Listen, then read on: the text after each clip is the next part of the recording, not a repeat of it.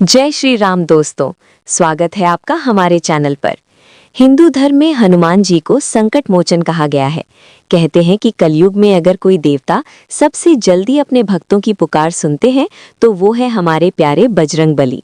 जो भक्त सच्चे मन से उनका ध्यान करता है, हनुमान जी उसके सारे संकटों को दूर करके उसे असीम साहस, बल और सफलता का वरदान देते हैं।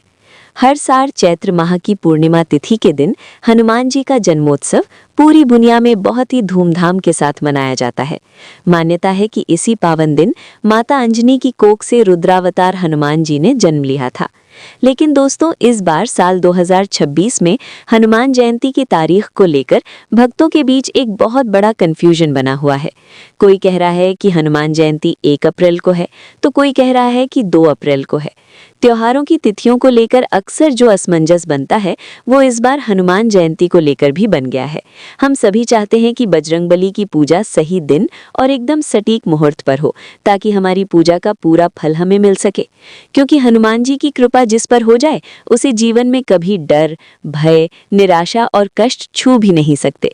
तो आखिर सच्चाई क्या है? हमें किस दिन व्रत रखना है?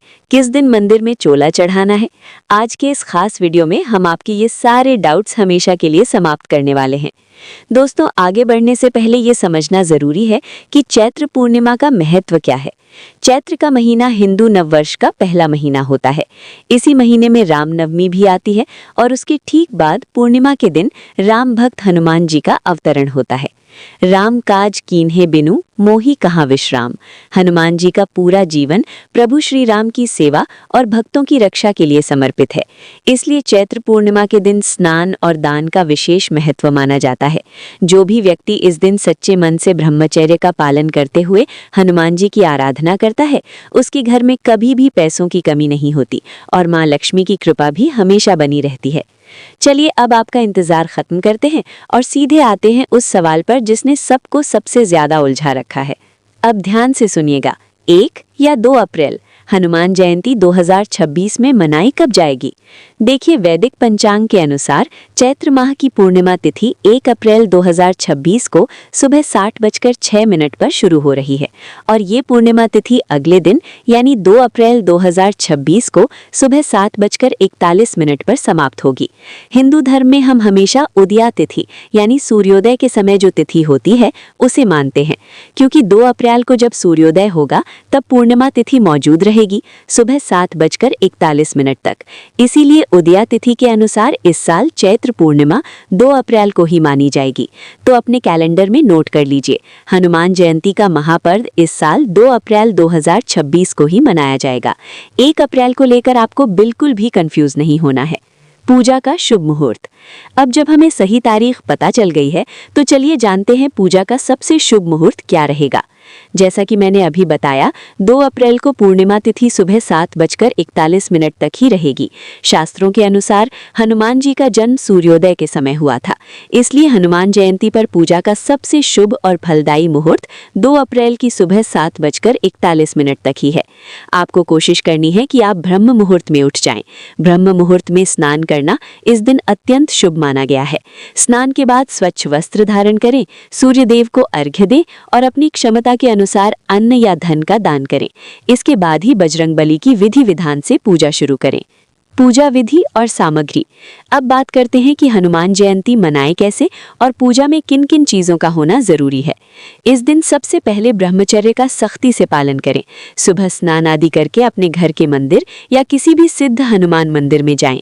हनुमान जी को सबसे प्रिय है सिंदूर, इसलिए उन्हें सिंदूर और चांदी का वर्क जरूर अर्पित करें। चमेली के तेल में सिंदूर मिलाकर चोला चढ़ाने से बजरंगबली बहुत जल्दी प्रसन्न होते हैं। इसके बाद प्रभु को गुलाल, लाल चंदन और साबुत चावल यानी अक्षत अर्पित करें। लाल रंग के फूलों या गुलाब के फूलों की माला पहनाएं।